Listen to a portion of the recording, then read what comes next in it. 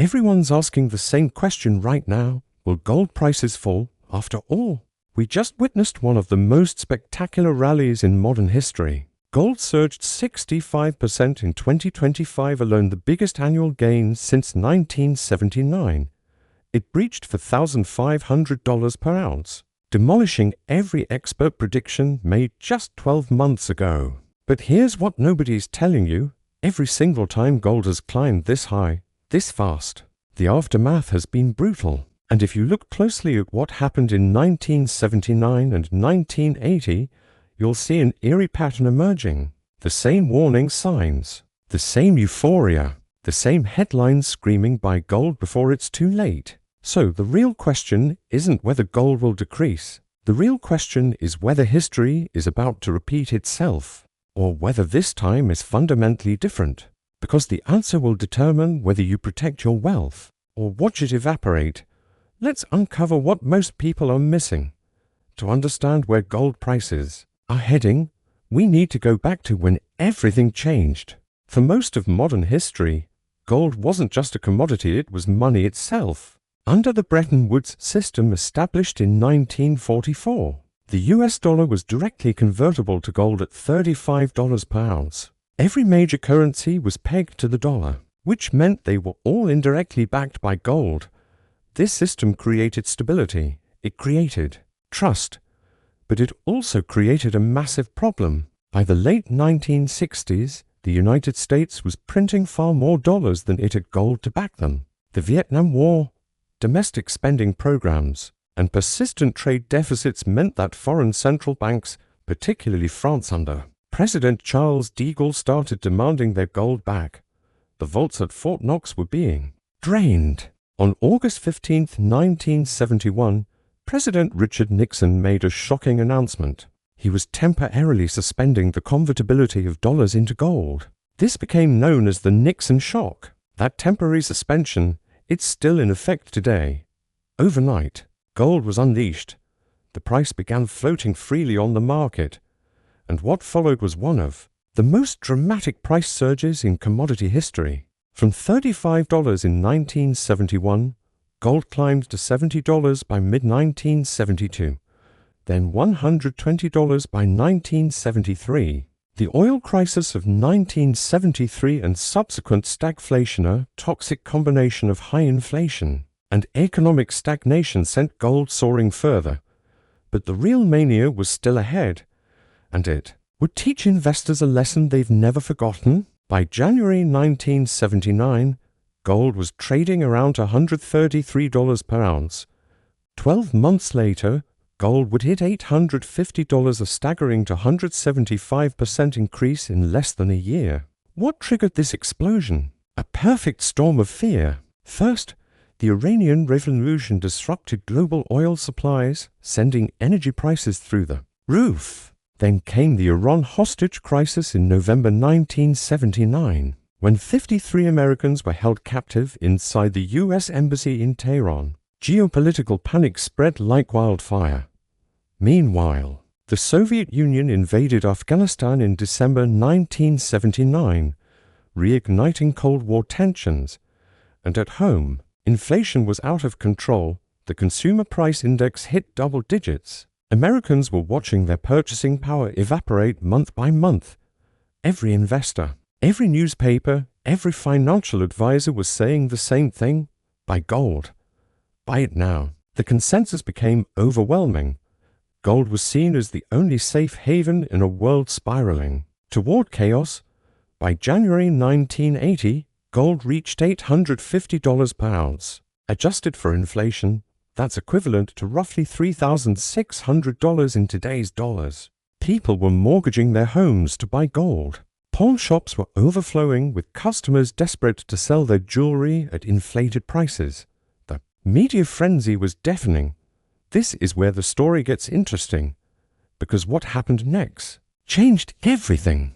In October 1979, just as gold mania was beginning, the Federal Reserve appointed a new chairman, Paul Volcker. His mandate was simple but brutal: crush inflation at any cost.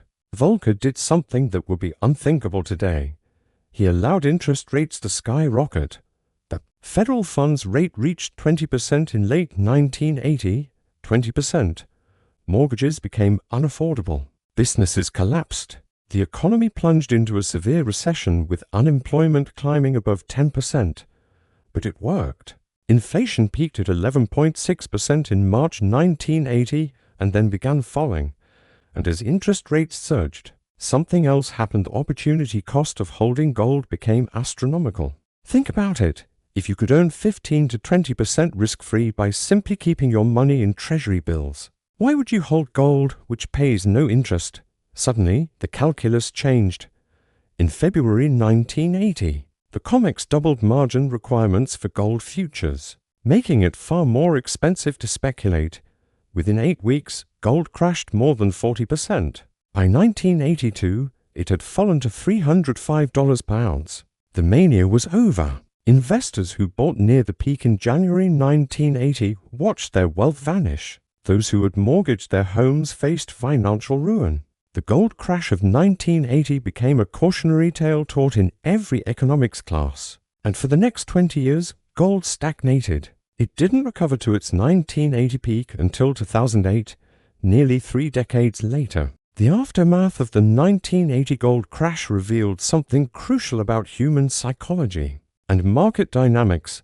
When everyone believes an asset can only go up, that's precisely when it's most vulnerable. But here is what is often overlooked. The 1980 crash wasn't just about Volcker's interest rate shock. It was about the fundamental drivers of gold demand evaporating simultaneously. Geopolitical tensions eased. The hostages in Iran were eventually released. Oil prices stabilized. And most importantly, inflation was tamed. The very reasons people bought gold in the first place: fear, uncertainty, currency debasement or reversed course. Throughout the 1980s and 1990s, gold remained in a prolonged bear market. Central banks actually sold gold during this period, viewing it as a relic of the past. The Bank of England famously sold roughly 400 tons of its gold reserves between 1999 and 2002 at near historic lows, a decision that became known as Brown's bottom after Chancellor Gordon Brown. Investors who held gold through the 1980s and 1990s suffered massive opportunity costs, while the stock market delivered extraordinary returns, particularly during the tech boom of the 1990s. Gold languished. The lesson seemed clear. Gold was a speculative mania, not a long-term investment. But then something changed, and it's this change that makes today's situation so different and so difficult to predict. Fast forward to 2025. Gold just posted its best year since 1979, rising 65% and surpassing the $1,500 per ounce. The parallels to 1979 to 1,980 are uncanny and terrifying. Just like then, we're seeing geopolitical chaos, trade tensions between the US and China, ongoing conflicts in Ukraine and the Middle East, concerns about US debt levels reaching $35 trillion, and once again, headlines screaming that gold is headed to $5,000, $6,000, even $7,000. But here's where it gets interesting. Despite these similarities, the fundamental drivers today are completely different. Central banks are now massive buyers of gold, not sellers. In 2022, central banks purchased 1,082 tons of gold. In 2023, they bought 1,037 tons. Even in 2025, with prices at record highs, central bank demand remains strong, projected at around 755 tons according to J.P. Morgan. Why this dramatic shift towards sanctions risk? After Western nations froze Russian central bank assets following the Ukraine invasion in 2022, every emerging market central bank realized they were vulnerable. China, India, Turkey, and dozens of other nations began aggressively accumulating gold to reduce their dependence on dollar-denominated assets. According to research from State Street Global Advisors, the share of gold in global official reserves has more than doubled since 2015. China has even announced plans to serve as custodian for foreign sovereign gold reserves, creating an alternative to storage in London or New York. This is structural, not cyclical. Central banks aren't buying gold because of temporary inflation fears. They're buying it as a permanent diversification away from dollar hegemony. But there's more. Exchange-traded fund holdings of gold have surged. In the third quarter of 2025 alone, ETF inflows reached 122 tons, the biggest quarterly inflow in years. Retail investors in China are buying bean-shaped gold bars as gifts. U.S. mutual fund investment in gold hit a record $26 billion in Q3 2025. And unlike 1980, when Paul Volcker could raise rates to 20% to crush inflation, today's Federal Reserve faces a completely different constraint. The U.S. government's $35 trillion debt pile makes sustained high interest rates economically and politically impossible. Every percentage point increase in rates adds hundreds of billions to annual debt service costs. This is the paradox. The Fed wants to fight inflation like Volcker did, but the debt burden prevents them from using Volcker's tools. Here's where the story takes a darker turn. Several analysts have identified 4 out of 5 warning signs that preceded the 1980 gold crash, and they ray flashing again in 2025. Warning sign 1: the Fed turning hawkish. Federal Reserve Chair Jerome Powell has signaled a pause in rate cuts, suggesting interest rates may stay higher for longer. This echoes Volcker's pivot in October 1979. Warning sign 2: rising bond yields while gold stagnates. Real yields, the return on bonds after inflation, are diverging from gold prices. This is confirmed and happening now. Warning sign 3: parabolic price movements. In October 2025, gold experienced daily price swings exceeding $100, with one day seeing a $250 plunge, the biggest single-day loss in 12 years. This volatility is characteristic of speculative excess. Warning sign 4: media frenzy. Just like in 1979, headlines are proclaiming gold to $5,000. And buy gold before it's too late. When taxi drivers start giving gold investment advice, smart money knows it's time to be cautious. Warning sign 5: record futures positioning and margin requirements. COMEX gold participation is at record levels, and the risk of margin hikes similar to 1980s growing. But here's the trillion-dollar question. Are these warnings signs of an imminent crash, or are they simply volatility within a structural bull market? Goldman Sachs has raised their 2026 year-end gold forecast to $4,900 per ounce. J.P. Morgan predicts $5,055 by Q4 2026, rising to $5,400 by end of 2027. Morgan Stanley projects $4,400. UBS sees $3,500. The World Gold Council suggests gold could remain range-bound between $4,000 and $4,500 unless major economic shocks occur. These aren't fringe forecasters. These are the largest financial institutions in the world, and they're bullish despite gold's massive run-up. So, will gold rates decrease in the coming days? Here are 3 critical takeaways that will help you navigate what's ahead. Takeaway 1. The structural bull case is real. Unlike 1980, when gold's rise was driven by panic and inflation, today's rise is underpinned by structural forces. Central banks are buying to reduce dollar dependence. Global debt makes high interest rates unsustainable. The dollar's share of global reserves has fallen from 72% in 2001 to 58% in 2024. These trends take years or decades to reverse, not months. Major investment banks aren't just bullish for 2026. They see gold potentially reaching $6,000 to $7,000 by 2030. This isn't speculation. It's based on mathematical analysis of central bank buying trends, ETF flows, and debt dynamics. Takeaway 2: volatility will be extreme. Just because the long-term trend is bullish doesn't mean the path will be smooth. Gold dropped to $150 in a single day in October 2025. These violent swings will shake out weak hands. Anyone expecting gold to rise in a straight line will be traumatized by 20 to 30% corrections. That could happen with little warning. History shows that even during bull markets, gold experiences brutal pullbacks. A drop to $3,500 or even $3 120 to 25% decline from current levels wouldn't invalidate the bull case. It would simply be healthy consolidation. Takeaway 3.